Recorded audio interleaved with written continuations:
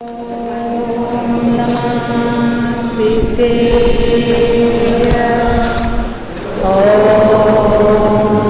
नमः सिद्धेय नमः सिद्धेय शुद्धात्मने नमः। त्रिभुवन सार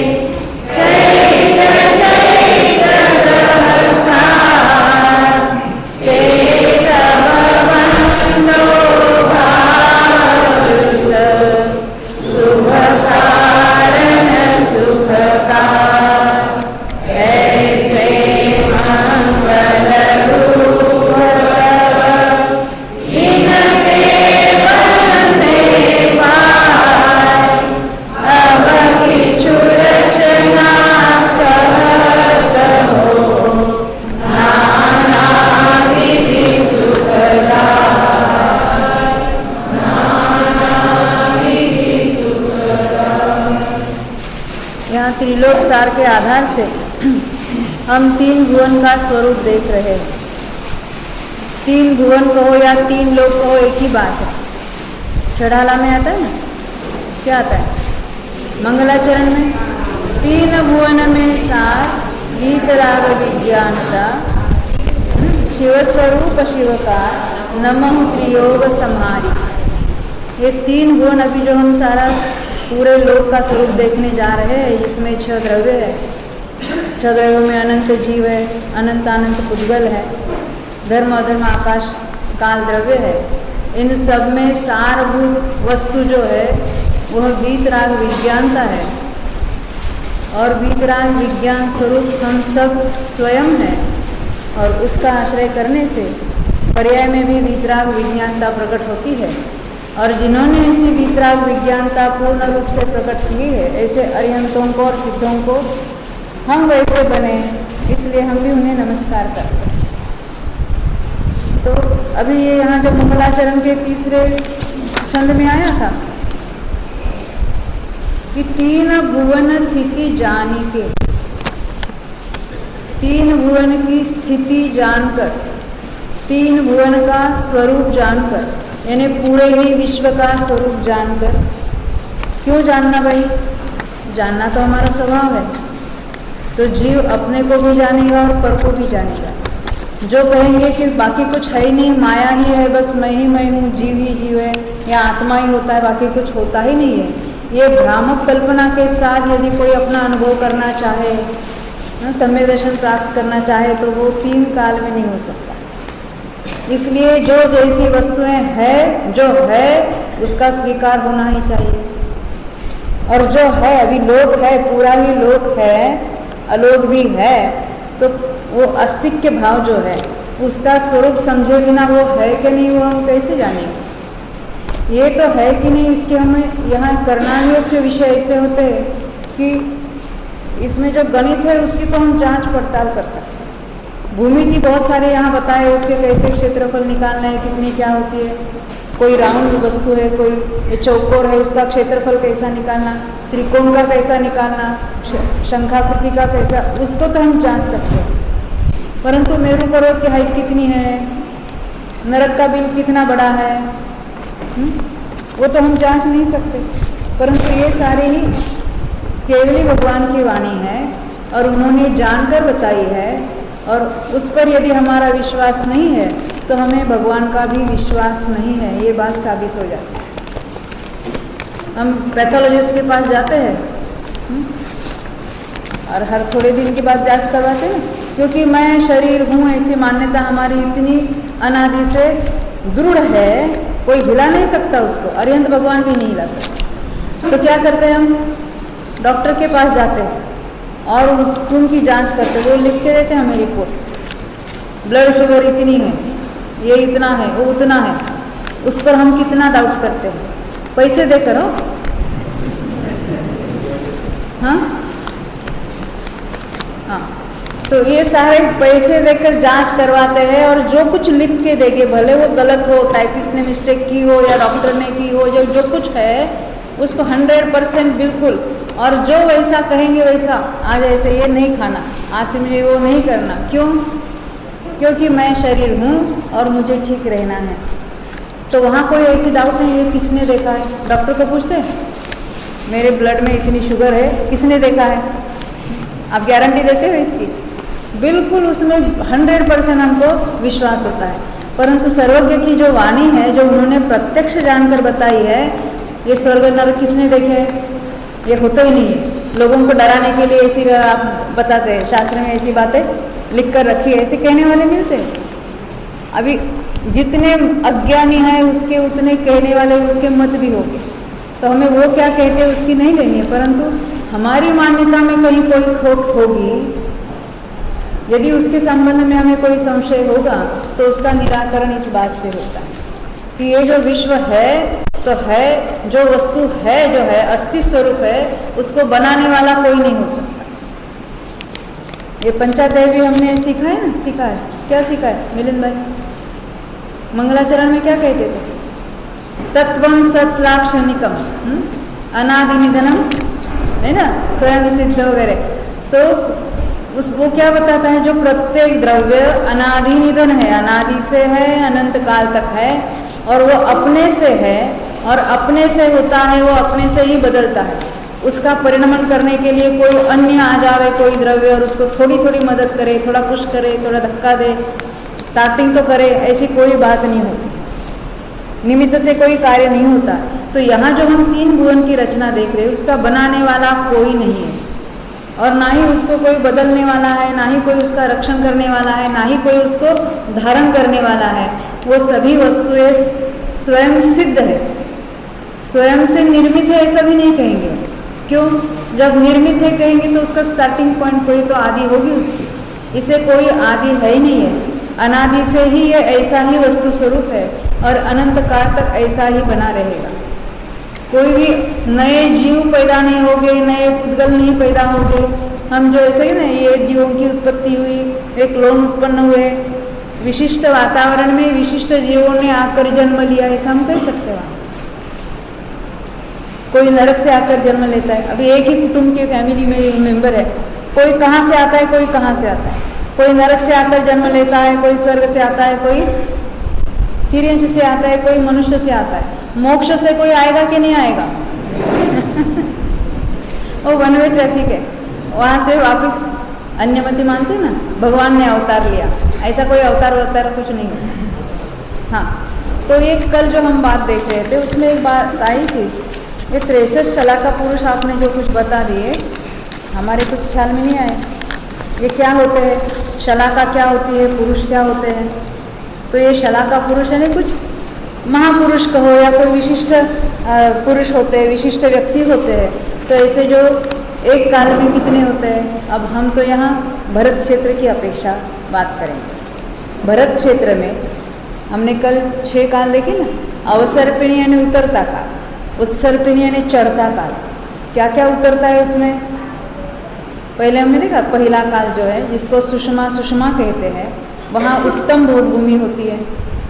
दूसरे काल को सुषमा कहते हैं, वहाँ मध्यम भोग भूमि होती है। हम यहाँ भरत क्षेत्र की बात करें। तीसरा काल है सुषमा दुखमा, उसमें वहाँ जघन्य भोग भूमि होती है। चौथे काल में कर्म भूमि यहाँ शुरू हो जाती है, तो उसका नाम क्या है? दुखमा सुषमा। दुखमा कहो या दुष्मा कहो एक ही बात है, दुष्मा सुषमा। पंचम काल है, यहाँ भी वही भी कर्मभूमि ही है, तो उसका नाम है दुखमा कहो या दुष्मा। और छठा काल है वो दुष्मा। तो यहाँ चौथे काल में जब कर्मभूमि की आदि हो जाती है, तब उनमें कुछ विशिष्ट महापुरुष हो जाते हैं, जिसको कहते हैं 63 शलाका पुरुष। अन्य भी होते हैं कोई विशिष्ट पुरुष, जिनका नाम हमने कल नहीं लिया था। हमने कौन कौन से नाम लिए थे, याद है नैना बहन? तीर्थंकर 24। अभी अच्छा पहले गिनाएंगे फिर उसका स्वरूप देखेंगे। 24 तो तीर्थंकर है, जैसे हमारे यहाँ वृषभादि महावीर पर्यंत 24 तीर्थंकर हो गए, एक के बाद एक। शुरू में उनके दोनों में बहुत अंतर होता था। पहले और दूसरे में कितना अंतर है पता है आपको? हाँ, आदिनाथ भगवान हो गए, उनके बाद अजितनाथ तीर्थंकर हुए। हाँ 50 लाख करोड़ सागर। अभी एक सागर को गिनते गिनते हमें पसीना छूटता है, क्योंकि एक कोड़ा कोड़ी सागर है ना, एक कोड़ा कोड़ी सागर पूरा ही चौथा काल है। तो शुरू में लाइफ भी बड़ी होती थी। आदिनाथ की कितनी थी? 83 लाख पूर्व। संसार अवस्था 83 लाख पूर्व बात की, 84 लाख पूर्व। ये पूर्व क्या होता है? तो 84 लाख पूर्वांग का एक पूर्व होता है।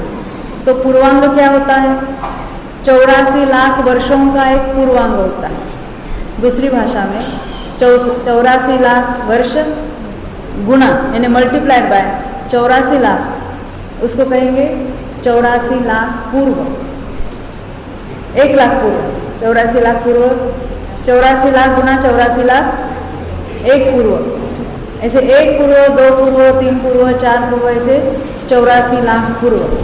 तो 1 पूर्व में कितने वर्ष होते हैं? हाँ 70, यानी वो गुजराती वाला 70। हाँ, हम हिंदी में 70 कहेंगे या मराठी वाले 70 कहेंगे। 70 70 लाख 56,000 करोड़ वर्ष 1 पूर्व में। ऐसे आदिनाथ की आयु थी 84 लाख पूर्व। ऐसे बड़े बड़े गए, हमें तो उस पर विश्वास ही नहीं होता इतनी किसी की इतनी आयु हो सकती है। इससे भी अधिक किसी आयु हो सकती है किसी की। हाँ 1 करोड़ को। ये मंजू बहन है ना यहाँ, ये हमारे सारे स्वाध्यायी है, बड़े बड़े अभ्यासु लोग हैं। हाँ ऐसा नहीं समझना हम यहाँ बैठते हैं तो ज़्यादा जानते हैं। तो 1 करोड़ पूर्व उत्कृष्ट आयु, कर्मभूमि के मनुष्यों की उत्कृष्ट आयु। ये कर्मभूमि क्या है, भोग भूमि क्या है, ये अपना विषय चलेगा बाद में। कुछ बातें थोड़े पहले सुनेंगे, बाद में समझेंगे। कोई बातें ऐसे होते पहले समझते हैं और फिर बाद में उसका विवेचन होता है। ऐसा होता है ना, ये कर्म प्रकृति में भी ऐसा होता है। कोई प्रकृति ऐसी होती है जो पहले बनती है और बाद में उदय होता है। आप कहेंगे इसमें क्या आश्चर्य है, पहले बंदेगी तभी तो उदय होगा। परंतु कुछ प्रकृति ऐसी होती है बाद में बनती है और पहले उदय में होती है। मालूम है आपको? नहीं मालूम? आपको मालूम है? हाँ कहाँ गए प्रेरणा बहन, कहाँ बैठी है? हाँ बोलो। हाँ आहारक और आहारक अंगोपांग बनती तो 7वें 8वें गुणस्थान में और उदय होता है 6ठे गुणस्थान में। आहारक शरीर जो बनता है ना, मुनि के मस्तक से एक हाथ सफ़ेद सप्त धातु रहित ऐसा जो पुतला निकलता है, और वो कहाँ तीर्थों की वंदना के लिए या कोई तीर्थंकर के यहाँ जाके आते हैं अंतर्मूर्त में।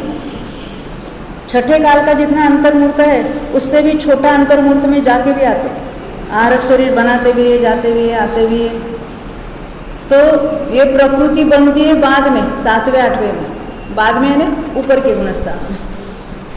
काल की अपेक्षा वो पहले ही बंधेगी तभी तो उदय में आएगी, है ना? नहीं समझे? कोई जीव पहले 7वें में गया, वहाँ आहार उसने प्रकृति बांधी, फिर 6ठे में आया, तब उसका उदय होगा। उस अपेक्षा तो बांधी पहले ही, परंतु ऊपर के गुण स्थानों में बांधी और नीचे के गुण स्थानों में उदय होगा। ख्याल है? आप कहते हैं 8वें में बांधने वाला वापस कैसे आएगा? कौन कहेगा? हाँ, उपशम श्रेणी में, उपशम श्रेणी तो ऐसे ना 8वां 9वां 10वां 11वां फिर क्रम से नीचे आता है। कोई 11वें में से मिथ्या तो में मत भेजना किसी को। 11वें में से 10वें में आएगा, 10वें में से 9वें में आएगा, 9वें का 8वां आता है, फिर 7वां, फिर 6ठा। एक क्रम से 6ठे से लेकर 11वें तक गया हुआ फिर 6ठे में आएगा। बाद में उसको जहाँ जो योग्य परिणाम होंगे वैसे वैसे उसके गुणस्थान भी होते हैं। तो यहाँ हमारी बात चल रही है 8वें में उसने आहार उद्विग बांधा है, फिर उपशम श्रेणी चढ़कर उतरा, फिर और बाद में उसके 6ठे गुणस्थान में कुछ विकल्प आया, कुछ करणान योग संबंधी उसको प्रश्न आया, जो पुस्तकों में भी नहीं लिखा हुआ होता है। ऐसे भी कितने प्रश्न होते हैं।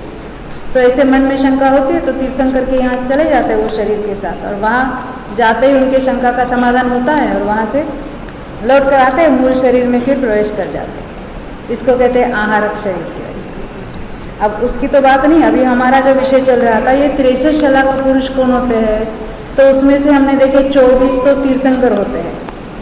आदिनाथ से लेकर महावीर पर्यंत यहाँ चौथे काल में 24 तीर्थंकर हो गए। ये तो सबको मालूम है। तीर्थंकर क्या होता है इसकी तो बताने की ज़रूरत नहीं है। जिन जीवों ने पूर्व में तीर्थंकर प्रकृति बांधी है, वो तीर्थंकर प्रकृति कौन बांधता है? आप जरा कहा तो हम भी बांध देंगे। हमको तो तीर्थंकर होने की अभिलाषा है ना। तो कौन कौन चाहता है तीर्थंकर प्रकृति बांध देना? तो मैं बताऊंगी, हाँ एकदम शॉर्टकट बताऊंगी। अपने पास सब फॉर्मूले है ना, एक भी नहीं है यहाँ जो तीर्थंकर प्रकृति बांधना चाहता है। हाँ हाँ, वेरी गुड, हमें तो कोई तो चाहिए।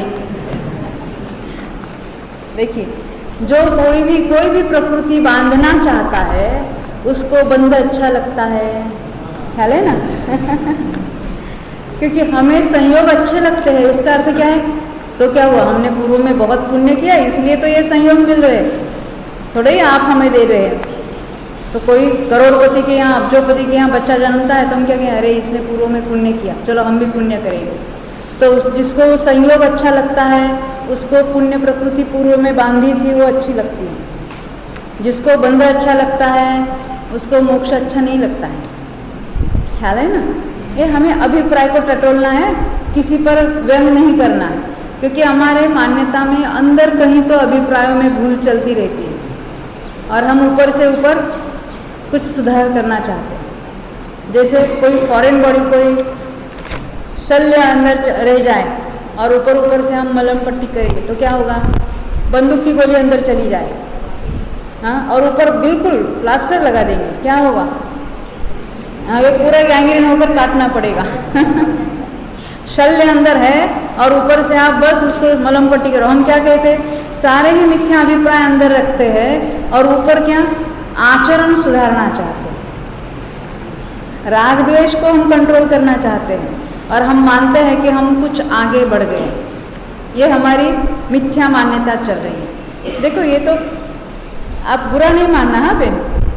तो तीर्थंकर प्रकृति कैसे बनती है उसका शास्त्र में भी बहुत सारे कारण आते हैं। तो बनती है वो भी सहज बनती है। कोई बांधने के लिए मैं बांधू कहें तो नहीं बन सकती, क्योंकि राग हो या द्वेष हो, शुभ राग हो या अशुभ राग हो, ये परिणाम सहज आते हैं, करने से नहीं होते। आप कहेंगे क्या कहते हैं? हम सोच समझ कर तो यहाँ टिकट निकाल कर तो आए ना स्वाध्याय करने यहाँ देवलाली में, और आप कहते हैं सहज होते हैं। ऐसी कैसी बात करते हैं? तो यहाँ बैठे बैठे या पूजन करते करते या हम ध्यान करने को बैठे हैं इस नाम पर, ध्यान के नाम पर, तो अन्य विकल्प क्यों आते हैं? मंजू बहन, आपको सहज आते हैं कि आप करते हैं अशुभ विकल्प? सहज आते हैं। अशुभ तो सहज आते हैं और शुभ नहीं, वो तो हम उसके कर्ता बने बैठे ना, वो तो हमारे करने से आते हैं। ये हमारी भूल है, ख्याल है ना? सारा ही सहज का धंधा है। समय सार में आता है नाटक में, ज्ञानी कहे सहज का धंधा। ये शुभ अशुभ तो सहज बात है, परंतु शुद्ध भाव भी वो भी सहज होते हैं। धर्म तो सहज ही होता है, वहाँ कोई ऐसा अटपटा है, कोई सोच समझ कर खींचातानी ऐसे कुछ है ही नहीं। तत्व निर्णय होता है तो धर्म भी वहाँ सहज ही हो जाता है। अब हम तो ये चक्रवर्ती और तीर्थंकरों की बात देख रहे थे। 24 तो तीर्थंकर होते हैं, जिन्होंने पूर्व में तीर्थंकर प्रकृति बांधी है, ऐसे जीव उसी भव में तीर्थंकर होकर मोक्ष जा सकते हैं। आपने सुना है ऐसा कहीं? हाँ, विदेह क्षेत्र है। क्यों? क्योंकि गर्भ भी हो चुका, जन्म भी हो चुका, बाद में वो सम्य दृष्टि हो गई, या सम्य दृष्टि जन्म से भी हो गई कोई, और बाद में उन्होंने तीर्थंकर प्रकृति बांधना शुरू किया, ऐसा भी हो सकता है। तो गर्भ जन्म हो चुका था, अब तीर्थंकर प्रकृति बांधी है, उसके बाद मुनि हो जाएंगे तो उनका तप कल्याणक हो जाएगा। हमारे यहाँ तो तीर्थंकरों के 5-5 कल्याणक होते हैं। हमने बहुतों ने पंच कल्याणक देखे भी है।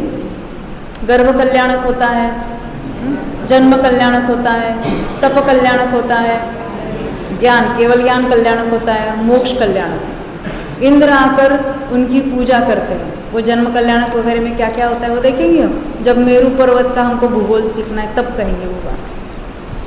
5 कल्याणक यहाँ भरत क्षेत्र के उत्सर्पिणी अवसर्पिणी होते हैं। अब जो विदेह क्षेत्र है वहाँ कोई बाद में तीर्थंकर प्रकृति बांध सकता है, बांधता है कोई जीव, तो उनके तो तप कल्याणक होगा, ज्ञान कल्याणक होगा और मोक्ष कल्याणक, 3 हो जाएगा।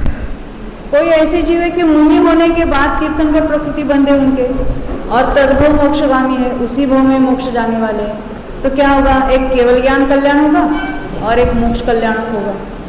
तो 2 या 3 कल्याणक वाले जीव विदेह क्षेत्र में ऐसे कोई होते हैं, और अन्य कितने ही 5 कल्याणक वाले होते हैं, क्योंकि पूर्व भव में उन्होंने तीर्थंकर प्रकृति बांधी होती है।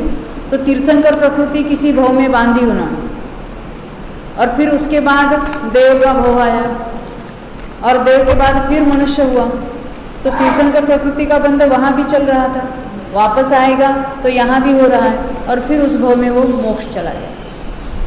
पर हाँ, वापस मनुष्य बनने तक उनका तीर्थंकर प्रकृति के बंध चलते रहता है। मनुष्य में बांधना शुरू कहाँ होते, शुरुआत कहाँ होती है? मनुष्य में ही होती है, वो भी कर्मभूमि के मनुष्य में ही होती है, और वो तीर्थंकर के पाद मूल में ही होती है। तो वहाँ तीर्थंकर प्रकृति का बंध शुरू हुआ, बंध शुरू हुआ है हो, उसके तीर्थंकर प्रकृति के जब पाद मूल में तभी बंध होगा, और बाद में कभी नहीं हो सकता, ये बात नहीं है। उसकी वहाँ आदि हो गई, हाँ, तो निरंतर बंधी प्रकृति कहलाती है। तो बाद में वो तो गृह व्यापार में भी है, पूजा पाठ भी करता है, जो कुछ है उसको तो वो बनती रहती है तीर्थंकर प्रकृति। और हाँ, विग्रह गति में भी बन सकता है, वो तो सम्य दृष्टि है ना उसका।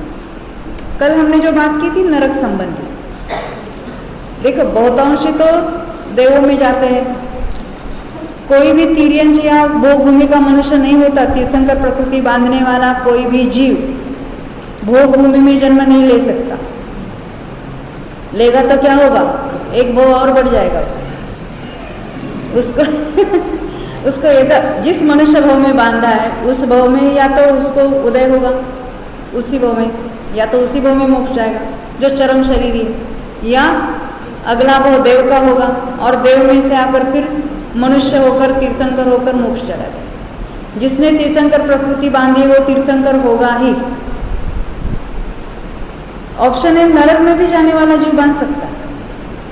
तीर्थंकर प्रकृति वाला जीव देव में जाते बहुत अंशी तो, परंतु नरक में जाने वाले भी बहुत सारे होते हैं, परंतु कोई भी तिर्यंच या मनुष्य नहीं होगा भोग भूमि वाला, ऐसा नियम है उसका।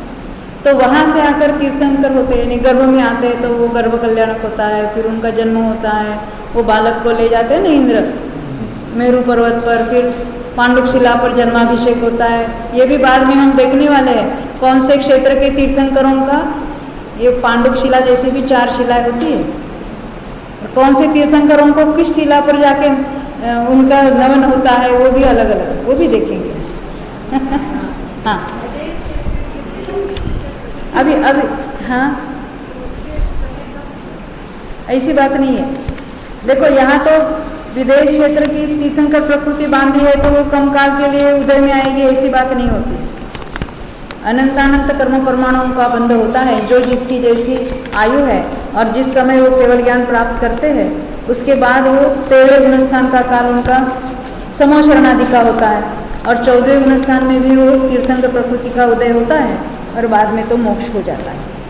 अब ये जो हमने 63 शलाका पुरुषों में से तीर्थंकर की बात देखी है, जिन्होंने बंद किया है उनका उदय होगा और उनके समूह शरण होती है, दिव्य ध्वनि छूटती है, उनके महान पुण्य का उदय होता है, आदि आदि बहुत सारी बातें होती है। तो ये तो ऐसे 24 तीर्थंकर होते हैं। हम शलाका पुरुषों को देख रहे हैं ना, हाँ, अपना मूल विषय नहीं छूट जाता।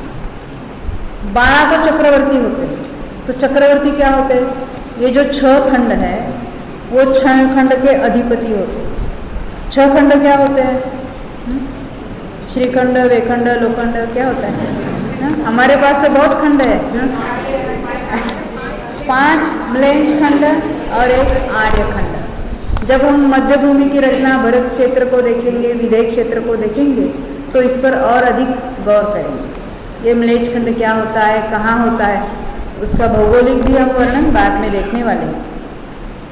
6 खंडों के अधिपति होते हैं, उनको कहते हैं चक्रवर्ती। उनका अतुल ऐसा वैभव होता है। पूर्व में जो कुछ पूर्व में सम्य दृष्टि जीव है, वहाँ से स्वर्ग में जाते हैं और वहाँ से चलकर वो चक्रवर्ती, यानी वो यहाँ जन्म लेते हैं और बाद में चक्रवर्ती पद प्राप्त कर लेते हैं। तो ऐसे 12 चक्रवर्ती होते हैं चौथे काल।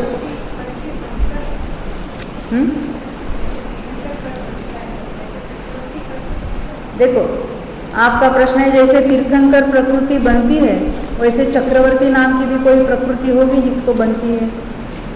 हाँ, तो ये तो महान पुण्य, सातिशय पुण्य में ऐसे सहज बनते हैं। वो उसकी चक्रवर्ती नाम की कोई ऐसी अलग सी प्रकृति नहीं है कि जो बनती है। ख्याल में है ना? अब उसमें तो बहुत सारे वैभव होते हैं, अपना वहाँ विषय नहीं है, फिर भी उनके 14 रत्न पाए जाते हैं चक्रवर्तियों में। तो उनमें से तो चक्र रत्न हमने सुना है, वो चक्र रत्न सबको, अन्य सब राजाओं को अधीन कर लेता है। उनके तो ये तो पुण्य की ही विभूति है ना सारी, वो पुण्य से उनको सहज सारा प्राप्त होता है, उनको कुछ लड़ाई झगड़े नहीं करने पड़ते।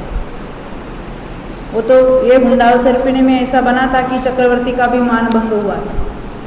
हमने कल देखा ना, असंख्यात अवसर्पिणी के बाद अत्यंत निकृष्ट ऐसा एक हुंडाव सर्पिणी काल आता है जो अभी वर्तमान में चल रहा है।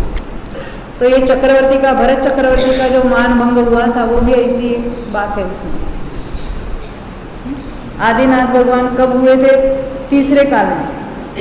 वो भी अन्य तो सब तो चौथे काल में ही बनते। ऐसी अनेक कुछ बातें होती है। तीर्थंकरों के तो पुत्री नहीं होती, आदिनाथ के तो हुई थी। ऐसी जो बातें होती है, तो ये कुछ कुछ बातें ऐसी बनी हैं इस काल में। तो ये जो चक्रवर्ती होते हैं उनके चक्र रत्न होते हैं, छत्र रत्न होते हैं। 80 यानी वो उनकी विशिष्ट 80 रत्न कहलाते हैं। 80 यानी शस्त्र, तलवार। दंड रत्न होता है, ये सैन्यों की भूमि को साफ कर लेता है। मणि यानी चूड़ामणि होता है, जो इच्छित पदार्थों को दान करता है। काकिनी नाम का एक रत्न होता है, तो वहाँ जो गुफाओं से जाते हैं, जब विजयार्ध पर्वत क्रॉस करना है तो अंदर जो गुफाएं होती है जिसमें से गंगा सिंधु नदी नीचे बाहर आती है और अंदर, अभी वो तो बहुत बड़ी लंबी कहानी होगी। गंगा नदी को मिलने वाली ऐसी दो नदियाँ होती है, एक का नाम है उन्मग्ना और एक का नाम है निमग्ना। निमग्ना ऐसी होती है कि उसमें कुछ भी वस्तु, ऐसी लाइट वस्तु कोई भी पड़े तो भी अंदर चली जाती है, और उन्मग्ना है उसमें कुछ भी पड़े तो ऊपर ही ऊपर बाहर आता रहता है। ऐसी दो बहुत महानदियाँ होती है, वो तो गंगा सिंधु को मिलती रहती है। तो उसको पार करते हैं तो उस समय वो गुफाओं के दरवाजे जो होते हैं वो कैसे, वो रत्नों के उनके पास जो कुछ दंड होता है उससे वो कपाट खुलते हैं और फिर अंदर भी सैन्य चला जाता है। तो उसके लिए ये सारे अलग अलग रत्नों का उन्हें काम आता है। ये चर्म रत्न भी होता है, गृहपति रत्न होता है, सेनापति है, पुरोहित है, स्थपति है। यानी स्थपति यानी वो इंजीनियर सारे होते हैं ना, हमारे होते हैं ना, हाँ, स्थापत्य विशारद ऐसे ये कोई महल मंदिर आदि बनाने वाले हाथी होते हैं, अश्व होते हैं। और भी उनका ज़्यादा सारा वैभव हमने बहुत बार सुना है कि उनके 96,000 तो पत्नियां होती है, 32,000 तो पुत्र होते हैं, इतनी तो सेना होती है, इतने तो हाथी होते हैं, इतने तो गज होते हैं, घोड़े होते हैं। ये सारा ही उनका पुण्य का वैभव है। तो ये वैभव सुनकर हमको बहुत अच्छा लगता है परंतु एक नियम है, चक्रवर्ती पद में ही रहकर जो मरे, तो कल हमने वो देखे थे ना, कल का गए वो, हाँ, 7वें नरक में चले जाते। ये 7वां नरक है यहाँ नीचे, 33 सागर की आयु है वहाँ। तो यहाँ तो चक्रवर्ती पद अच्छा लगा था, और अब एक क्षण में यहाँ चक्रवर्ती है और मरकर कहाँ जा रहे? 7वें नरक, जहाँ कैसे कैसी परिस्थिति होती हमने कल देखी, कैसे कैसे परिणाम और कैसे कैसे परिस्थिति। तो हमें तो अपने संयोग बहुत अच्छे लगते हैं। अनुकूल में, अनुकूलता में हम इतने रचे पचे रहते हैं कि उस अनुकूलता को छोड़कर हम अपने ही कल्याण की बातें सुनना नहीं चाहते। वो चक्रवर्ती भी अनुकूलता में ही रचा पचा है, और उसको भी वो बातें सुहाती नहीं थी, तो वो चक्रवर्ती पद में ही रहा। अन्य जो चक्रवर्ती मुनि पद ले लेते हैं, पुरुषार्थ तो बहुत होता है, तो कितने ही तो मोक्ष चले जाते हैं और कोई स्वर्ग में भी जा सकता। तो ऐसे यहाँ 12 चक्रवर्ती इस भरत भूमि में चौथे काल में हो जाते हैं, हर उत्सर्पिणी अवसर्पिणी की बात। और कौन से महापुरुष होते हैं कल हमने देखा था? हाँ, 9 नारायण होते हैं। ये नारायण क्या बात होती है? और 9 प्रतिनारायण होते हैं, और 9 बलदेव होते हैं। ये बलदेव कुछ पहचान ऐसा लगता है नाम यहाँ देवलाली में? हाँ हाँ, सुबह सुबह दर्शन किए कि नहीं किए? कितनों के किए? 8 के किए। और होते कितने हैं? 9। अभी एक तो स्वर्ग गए इस काल, है ना, बाकी 8 मोक्ष चले गए। ये बलदेव क्या होते हैं? वासुदेव क्या होते हैं? वासुदेव मालूम है कौन है? नारायण को ही वासुदेव कहते हैं। नारायण प्रति नारायण कहो या वासुदेव प्रति वासुदेव को, एक ही बात। तो ये 9 नारायण 9 प्रति नारायण ये एक ही काल में होने वाले हैं, नारायण, प्रति नारायण और बलदेव। ये नारायण और बलदेव तो भाई होते हैं। कैसे भाई? चचेरे नहीं, सौतेले, यानी माँ बहनों की अलग अलग। जैसे दशरथ के 2 पुत्र, एक राम और एक लक्ष्मण, दोनों की माता अलग अलग होती है ना। कौशल्या से तो राम जन्मे, और लक्ष्मण की माता कौन थी? सुमित्रा। तो ऐसे 2 माताओं से ये 2 सौतेले भाई है, उनके इतना प्रेम होता है आपस में हमेशा। जो जो बलदेव और नारायण है उनका आपस में बहुत प्रेम होता है। दूसरे आपको कोई मालूम है? नारायण प्रति बलदेव, कृष्ण और बलदेव का और बलराम को हो, तो कृष्ण और बलराम का भी ऐसा है, बहुत प्यार। उसमें नियम ऐसा है कि जो नारायण है, ये जो प्रतिनारायण होते हैं ना, ये प्रतिनारायण वो भी त्रिदंडी यानी त्रिखंडी होते हैं। त्रिखंडी 3 खंड के अधिपति, जैसे अभी हमने 5-6 खंड के अधिपति देखे थे, वैसे वो अर्धचक्री जिसको कहते, चक्रीय ने चक्रवर्ती 6 खंड के अधिपति, और अर्धचक्रीय ने 3 के। और ये प्रतिनारायण वो कुछ दुष्ट होते हैं, दुष्ट प्रवृत्ति के होते हैं, नारायण उनका वध करते हैं, ऐसा नियम है। और वो बलदेव के पहले मरते हैं नारायण, जैसे पहले लक्ष्मण की मृत्यु हुई, पहले कृष्ण की मृत्यु हुई। और जो उनके भाई बलदेव है, उनके प्रति सहज अत्यंत अनुराग होता है, अत्यंत प्रेम रहता है। तो ये मर गए ऐसा मानने के लिए भी तैयार नहीं होते हैं, हाँ? और 6-6 महीने उनका शव खभे पर लेकर वो उनको नहलाने की कोशिश करते हैं, खिलाने की कोशिश करते हैं, बहुत शोक करते हैं। तो हमें तो प्रश्न उठता है, अरे सम्यक दृष्टि भी ऐसा कर सकते हैं? हम क्या देखते हैं? उनकी क्रिया देखते हैं, हाँ? जो क्रिया हम जैसे अज्ञानी भी नहीं कर सकते वो करते हैं, हाँ? क्या इतना नहीं समझता था उनको? ऐसा लगता है ना हमको। प्रथमान योग पढ़ते तो ऐसी बातें हमको ऐसी लगती कि ये ऐसे कैसे सम्यक दृष्टि कि 6-6 महीने तक शव को लेके घूमते हैं। क्यों है? लगता है ना हमें। तो ऐसा ही उनका आपस में प्रेम रहता है और 6 महीने तक ऐसी उनकी बुद्धि भ्रष्ट होती है। फिर भी वहाँ कह के ये चारित्र मोहनी कर्म के वश ऐसी बात हो रही, अनंतानुबंधी वाला है नहीं वहाँ पर। अन्य जो चारित्र मोहनी के कषाय बाकी है उसके अधीन ही ऐसी उनकी प्रवृत्तियाँ वहाँ होती है। तो ऐसे ऐसे ये नारायण भी होते हैं 9, प्रतिनारायण भी 9 होते हैं और बलदेव भी 9 होते हैं। ऐसे 63 शलाका पुरुष हर चौथे काल में होते हैं। अब मेरा आपसे प्रश्न है, इस काल में भी 63 पुरुष हुए होंगे ना, क्योंकि ये तो अबाधित नियम है। नहीं हुए? कौन कहते नहीं हुए? हाँ अच्छा है। क्यों 3 कम है? देखो ऐसा है ना, इसमें से किसने किसने तो डबल रोल हुआ ये सब अलग अलग जीव होंगे तो 63 संख्या हो जाएगी। अब हमारे कितने ही तीर्थंकर ऐसे हैं कि वो चक्रवर्ती भी थे। कौन से थे? शांति, कुंतु और अरना। तो 3 ये कम हुए, ये तो 3 पहले कम हुए, चौथे कौन कम हुए? हाँ, महावीर का जीव पहले क्या था? हाँ, त्रिपृष्ठ नारायण। कब थे? श्रेयांसनाथ के काल में। श्रेयांसनाथ तीर्थंकर के काल में महावीर का जीव नारायण था। वो उसके बाद कहाँ गए होंगे? नियम से नरक ही जाते। नारायण और प्रतिनारायण नियम से नरक में जाते। और बलदेव है, वो तो कितने मोक्ष चले जाते हैं, कोई स्वर्ग में भी जा सकते हैं, जैसे अभी इस काल में हुआ था। तो इस तरह से उसके बहुत सारे ऐसे नियम शास्त्र में देख। अन्य भी ऐसे कोई महापुरुष होते हैं, आपको मालूम है उनके नाम? अन्य भी कौन कौन होते हैं? हाँ हाँ, माता पिता होते हैं, कामदेव होते हैं, रुद्र होते हैं, नारद होते हैं। ये भी उनके विशिष्ट ऐसे, उनके भी अलग अलग उसके विशेषताएं होती है। आगे चलकर उसमें भी ये जो रुद्र आदि होते हैं, आगे चलकर वो भी मोक्ष चले जाते हैं, परंतु उस भाव में तो अत्यंत रौद्र परिणाम होते। भावलिंगी संत, ये संत भी हो जाते हैं परंतु फिर भ्रष्ट भी हो जाते, भ्रष्ट होकर नरक में भी चले जाते। तो जीवों का परिणाम कैसे कैसे? भावलिंगी संत, ऐसे भी कितने ही जीव होते हैं ना। अभी ये रुद्रों की वगैरह बात नहीं, करोड़ पूर्व की आयु हो और अधिकतर काल भावलिंगी संत 6ठे 7वें गुणस्थान में झूलते हो और परिणाम ऐसे बिगड़ जाए, ऐसे चले जाएंगे तो वो तो मिथ्यात्व में भी चले जाएंगे, नरक में भी चले जाएंगे, ऐसे भी हो सकते।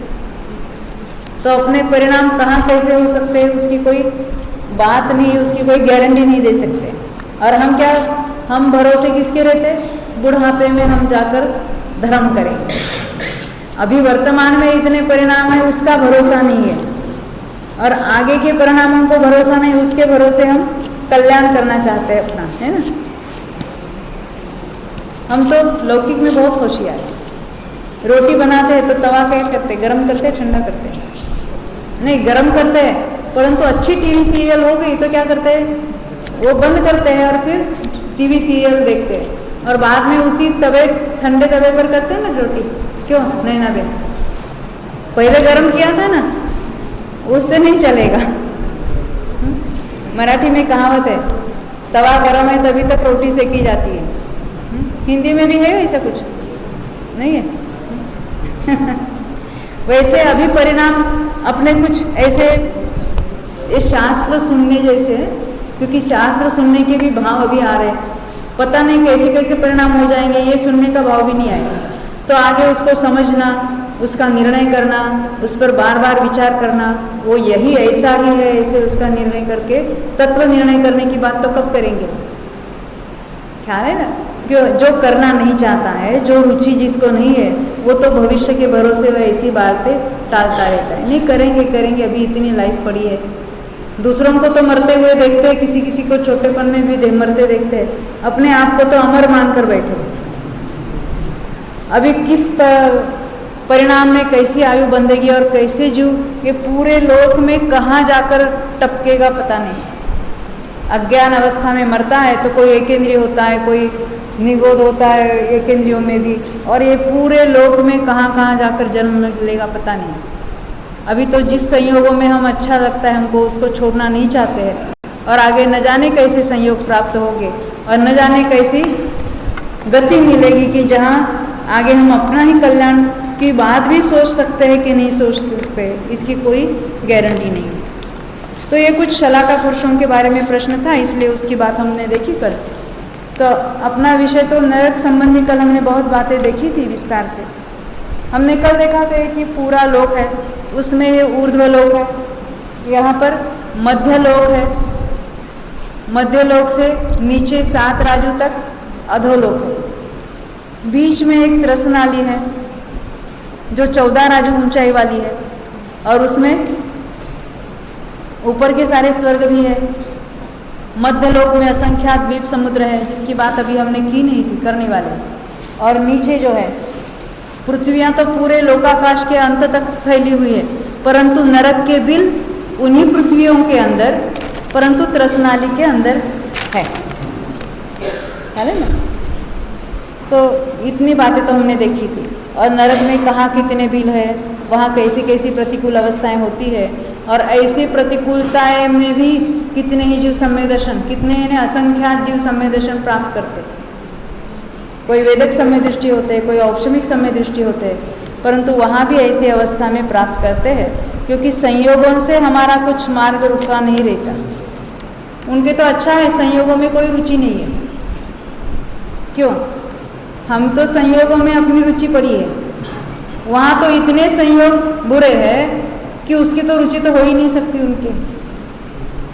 और उसमें भी ऐसे कितने ही जीव विचार करते हैं, ये कैसी परिस्थिति हो रही है, कैसे राग द्वेष के भाव रहे, कैसे संक्लेश परिणाम है, और मैं इनसे कैसे भिन्न हूँ, ऐसे वहाँ भी विचार चलता है, और वहाँ भी जीव सम्यक तो प्राप्त करता है। अभी अधोलोक में ही हमने तो नरक की बात की।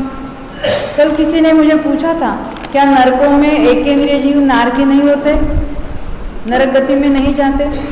देखो, नरक का क्षेत्र अलग बात है और नारकी जीव होना अलग बात है। क्या है? जहाँ नरक है वहाँ पर पृथ्वी तो है ही, क्योंकि नीचे की 7 पृथ्वियाँ तो अधोलोक में ही है, तो उसमें पृथ्वी का एक जीव भी है। बादर की बात कर रही हूँ मैं, बादर पृथ्वी का एक भी है, बादर अग्नि का एक भी उसमें है, बादर वनस्पति का एक भी है, वायु का एक तो हमने देखे ही कितने ही जलकाय वगैरह सब उसमें है। उन पृथ्वियों के आधार से बादर जीव रहते हैं। और ये इन पृथ्वियों के बीच में कल हमने जो वात वलय का नक्शा आपके पास है ना, उसमें देखा था कि प्रत्येक पृथ्वी के नीचे 3-3 वात वलय देखे। तो बीच में क्या होता होगा? एक पृथ्वी, उसके नीचे 20-20-20 60,000 योजन वात वलय, फिर उसके नीचे और नीचे की पृथ्वी, बीच में असंख्यात योजनों का अंतराल होता, आकाश है। वहाँ कोई वात वलय वगैरह नहीं है, वहाँ जीव नहीं है ऐसा मैं नहीं कह रही हूँ। 5 प्रकार के सूक्ष्म जीव। कौन से 5 प्रकार? पृथ्वी का एक, जल का एक, अग्नि का एक, वायु का एक, वनस्पति का एक। में सूक्ष्म में तो निगोध ही होते हैं। ये हमारे जैसी कोई सूक्ष्म वनस्पतियाँ, ये मोटी बड़ी बड़ी वनस्पतियाँ वैसे सूक्ष्म नहीं है। सूक्ष्म वनस्पति का एक में साधारण यानी निगोध जीव है। वो पूरे ही लोकाकाश में ये सारे ही 5 ही प्रकार के जो स्थावर जीव हैं वो फैले हुए हैं। असंख्यात असंख्यात उनकी संख्या है। निगोध ही एक एक शरीर में अनंत है, बाकी तो जो एक शरीर और एक जीव, और ऐसे पूरे ही लोकाकाश में सभी असंख्यात असंख्यात जीव फैले हुए। निगोध के शरीर तो असंख्यात हो गए, परंतु निगोध जीव कितने हैं? अनंत। उनकी मेजॉरिटी है। सभी संसारी जीव जो है तो उसमें तो कितने ही अभव्य है, उनसे भी अनंत गुणे जीव सिद्ध है, और उनसे भी अनंत गुणे जीव जितने सिद्ध है उनसे अनंत जीव एक निगोध के शरीर में है। क्या कहा?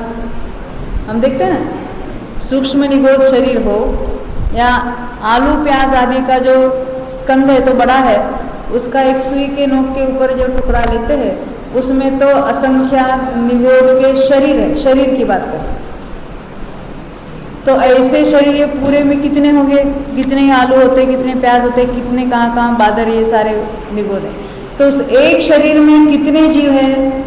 3 काल में जितने अनंतानंत सिद्ध हो जाते हैं उससे भी अनंत गुणे जीव एक निगोद शरीर में है। इसका अर्थ क्या है? एक निगोद शरीर में इतने अनंत है कि जो 3 काल में कभी सिद्ध नहीं हो सकते। तो ऐसे कितने निगोद शरीर पड़े? असंख्यात असंख्यात, कितने बड़ी मात्रा, ख्याल है ना। तो ये जीवों की अनंतता है, उसका हमें ख्याल नहीं आता। तो ऐसा लगता है अरे इतने जीव सिद्ध हो जाएंगे, यहाँ कौन बचेगा? अमृत भाई, आप सबको इतना स्वाध्याय करते हो, कराते हो, और यहाँ कोई नहीं बचेगा तो ये हमारी माल मत्ता कौन संभालेगा? हाँ, सबको आप सिद्धों को वहाँ एक एक लाइन से वो भेज रहे हो। हाँ? हर 6 महीने 8 समय में 608 जीव मोक्ष जाते रहेंगे, तो यहाँ तो कोई बचना चाहिए ना। ये क्या कहते लोग, भगवान ने ये सारा इतना निर्माण किया है तो इसको खाएगा कौन, इसको भोगेगा कौन? हमने सारे वस्तुओं को अपना भोग्य वस्तु मान रखा है ना।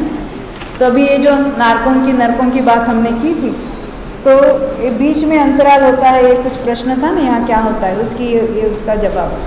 अब ये जो पहली पृथ्वी है उसका नाम हमने क्या देखा था, याद है?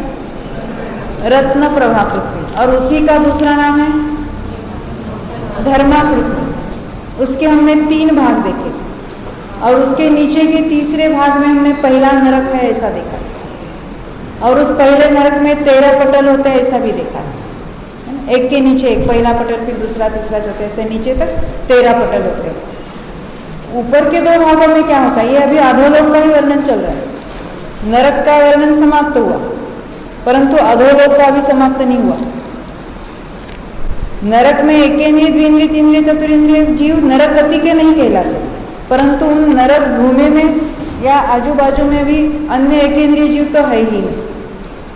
तो वहाँ भी द्विंद्रिय, तीन्द्रिय होंगे कि नहीं? क्योंकि हमने देखा वहाँ तो सहस्रों बिच्छू काटते हैं, क्या क्या होता है। हाँ, नरक में होंगे कि नहीं 2 इंद्रिय, 3 इंद्रिय? क्यों नहीं?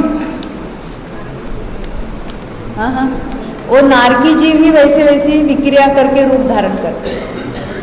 नरक में कोई द्विंद्रिय, तीन्द्रिय, चतुरिंद्रिय जीव नहीं पाए जाते, वहाँ की पर्याय में ऐसी कोई जीव नहीं है, और ना ही ये जीव मरकर नरक में जा सकते। बेन, आपका प्रश्न था ना, कोई एकेंद्रिय से लेकर चतुरेंद्रिय तक के जीव मरकर नरक में जावे, ऐसा कभी नहीं होता। इतना पुरुषार्थ वे नहीं कर सकते, वैसे स्वर्ग में भी नहीं जा सकते। ये ऐसा नियम है, कौन सी प्रकृतियाँ, कौन से जीव कैसे बांध सकते हैं, उसका लंबे चौड़े उसकी सारी लिस्ट होती है। ये सारे नियम फिक्स है, और उसमें कोई परिवर्तन नहीं कर सकते, है ना। हम तो उसको जान सकते हैं, और हम सोच कर उसको बदल नहीं सकते उन भावों को। अब यहाँ जो बात है, ये ऊपर के 2 भागों में, पहली पृथ्वी के ऊपर के 2 भागों में कौन से भाग, उसका नाम क्या हमने देखा था? खर भाग और पंख भाग। वहाँ भवनवासी और व्यंतर रहते, वे अधोलोक में रहने वाले देवगति के जीव। हमें ऐसा लगता है देवगति यानी सारे ऊपर और नारकी सारे नीचे, है ना, परंतु ये देवगति में से भी कुछ जीव है। तो ये भवनवासी क्या होता है, व्यंतर क्या होता है, ज्योतिषी क्या होता है, उसको भी देखेंगे हम। तीनों को मिलकर एक नाम है भवनत्रिक। भवनत्रिक यानी भवनवासी, जो भवनों में रहते उसको भवनवासी। व्यंतरों के भी भवन होते हैं, परंतु इनको ये भवनवासी कहते हैं। दूसरे जो है व्यंतर नाम के देव है, और तीसरे जो है वो ज्योतिषी है। वो कहाँ रहते हैं उसकी भी बात करेंगे। तो ये जो तीनों हैं उनको मिलकर भवनत्रिक देव कहते हैं। सभी देवों में ये हीन प्रकार के देव गिने जाते। क्यों? चौराला में हमने पढ़ा ना, क्या पढ़ा? सम्यक दृष्टि जीव भवनत्रिक में जन्म नहीं लेता, सम्यक्त्व के साथ।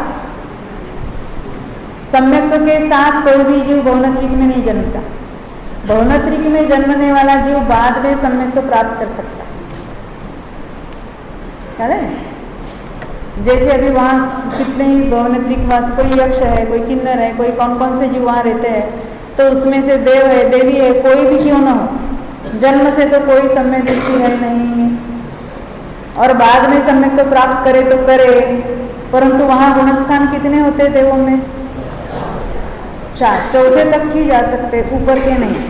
और चौथे तक के जीव गुणस्थान भले वो सम्यक दृष्टि भी क्यों ना हो, वो पूजनीय नहीं होते।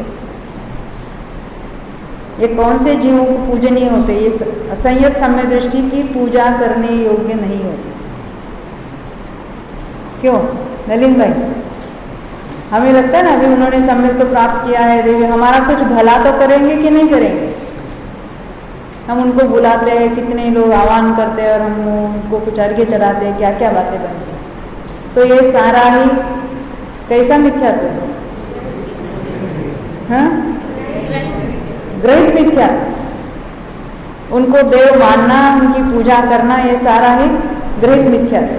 हम सोचते ही नहीं ना, देखा देखी चलते थे, हम क्या कर रहे हैं इसका विचार ही नहीं करते। तो ये जो भवनवासी है उसकी बात अभी हम देखने जा रहे हैं। तो यहाँ जो भवन पाए जाते हैं, अभी भवन किसको कहना उसकी भी बात हम कहेंगे।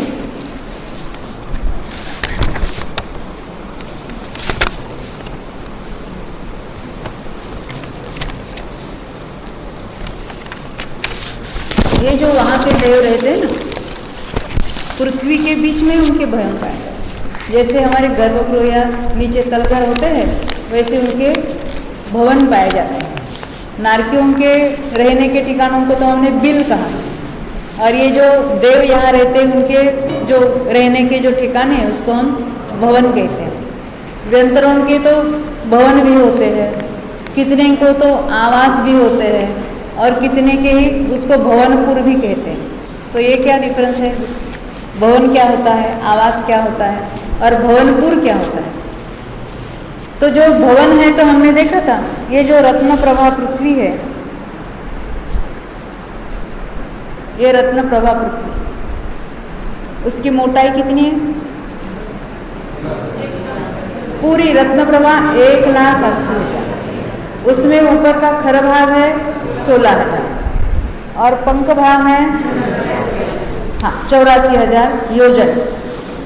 तो ये जो रत्न प्रभा के पृथ्वी के बीच में, यानी ये जो मोटाई है उसकी, उसके अंदर कितने ही प्रकार के जीवों के वो भवन पाए जाते हैं। भवन यानी बड़े बड़े वो कितने ही योजनों के वहाँ उनके रहने के ठिकाने होते हैं।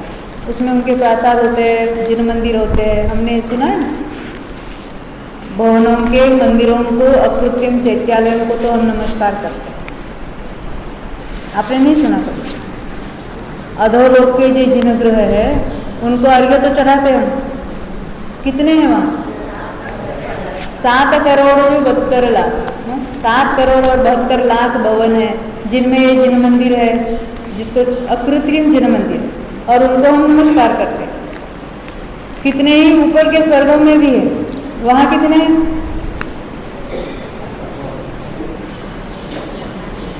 हाँ, ऊपर कितने हैं? 458 तो मध्य लोक में, ऊर्ध्व लोक में 97,84,97,023 बराबर। ये तो ऊपर के हुए कल्पवासियों के, नहीं उतने जितने हैं ना वही है। यहाँ जो विमानों की संख्या लिखी है उतने ही वहाँ जिन मंदिर है। 84,97,023 इतने ही अकृत्रिम चैत्यालय स्वर्गों में है। वो कहाँ कितने, उसकी बात हम बाद में देखेंगे। अभी हमने अधोलोक में भवनवासी देवों के भवनों में भी अकृत्रिम चैत्यालय होते हैं, ऊपर के विमानवासी देवों में भी होते हैं, ये विमानवासी कहलाते हैं। और मध्यलोक में भी होते हैं 458, वो भी कहाँ कहाँ होते हैं उसकी लिस्ट हम देखेंगे। तो ये सारे ही अकृत्रिम चैत्यालय इतने होंगे ना, क्या और भी कुछ होगा? ये तो हमने भवनवासी के देखे, विमानवासी के देखे, परंतु व्यंतरों के और ज्योतिषियों के देखे ही नहीं, जो असंख्यात होते, अकृत्रिम चैत्यालय हो, फिर वो चैत्य वृक्ष अलग होते हैं और कितनी ही जगह तो जिन प्रतिमाएं होती है, कहाँ कहाँ विराजमान होती है, उसका वर्णन देखे तो जहाँ वहाँ तो जिन बिंब है, जिन प्रतिमाएं है, चैत्य वृक्ष है, वो सारा ही इतना है, असंख्यात की संख्या में ये सर्वत्र जिन बिंब विराजमान है, जिन धर्म ही चलता है। ये ऐसा हुंडावसर्पिणी काल ऐसा आया है कि इसमें अन्य मतों की इतनी प्रचुरता है। विदेश क्षेत्र में ऐसा कोई कुलिंगी और अन्यमति नहीं होती वहाँ, और यहाँ भी इस काल में उसकी अधिकता। तो हमें तो चिंता होती है हमारे जैन धर्म का क्या होगा। आपको होती कि नहीं चिंता? किसको ऐसी चिंता नहीं होती कि मेरा क्या होगा? जिन धर्म का क्या होगा ऐसा लगता है। जो जिन धर्म का अवलंबन करेगा वो टिकेगा। धर्म तो शाश्वत रहने वाली चीज है, वस्तु व्यवस्था तो शाश्वत है, और सर्वत्र उसके बताने वाले तीर्थंकर भी हर समय मौजूद रहेंगे, कभी भी उनका अभाव नहीं है। अब यहाँ भरत भूमि में अभाव है, तीर्थंकर नहीं है, अब कोई मुनिराज के भी दर्शन भी दुर्लभ है, परंतु विदेह क्षेत्र में तो तीर्थंकर हमेशा विराजमान रहते हैं। तीर्थंकरों का कभी अभाव नहीं होता है, और धर्म के उपदेश देने वालों का कभी 3 काल में अभाव नहीं होता, हर समय वो मौजूद है। तो अभी तो हम ऐसे दुर्भाग्य है कि ऐसे निकृष्ट काल में जन्मे हैं, परंतु फिर भी ऐसे भाग्यवान है कि तीर्थंकरों ने जो उपदेश दिया है वो भी हमें बहुत सरल करके समझाने वाले ज्ञानियों ने, कुंदकुंदाचार्य जैसे दिग्गज आचार्यों ने, अमृतचंद्राचार्य ने, जयसेनाचार्य ने उसको सरल कर दिया, और उसका भी अर्थ हम नहीं समझते थे, मात्र उसकी पूजा करते थे बचपन से लेकर। शस्त्र भंडार कपाटों में, मंदिरों में पड़ा रह जाता, और जय जय भारती क्या क्या कहते ना, जय जय शारदे, तो ऐसी पूजा करते थे और कुछ नहीं करते। उसमें क्या लिखा है कौन जाने, बस हमारे माँ बाप पूजा करते हैं, हम भी पूजा करते हैं, ऐसी हमारी पोजीशन। तो ये बात अभी हमारे ख्याल में आ रही है, तो हमें तो अपना कल्याण कैसे होगा उसकी सोचनी है। ऐसा नहीं कहती कि वो तीर्थ क्षेत्रों की आप रक्षा मत करो या उसकी चिंता मत करो, बिल्कुल।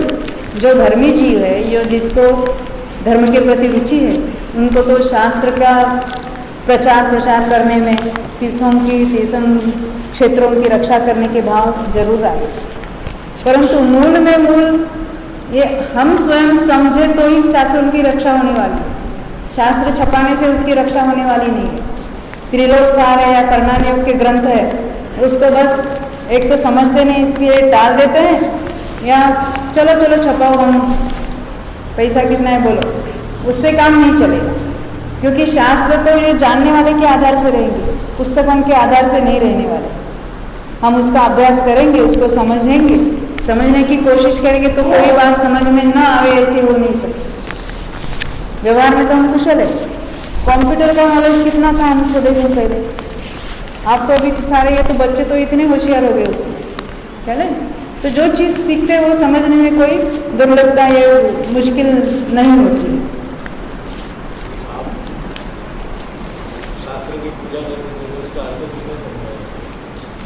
आपका प्रश्न है, शास्त्रों की तो आप पूजा करते आए, बचपन से ही करते आए थे, तो फिर अर्थ समझने की बुद्धि कब और कैसी हुई?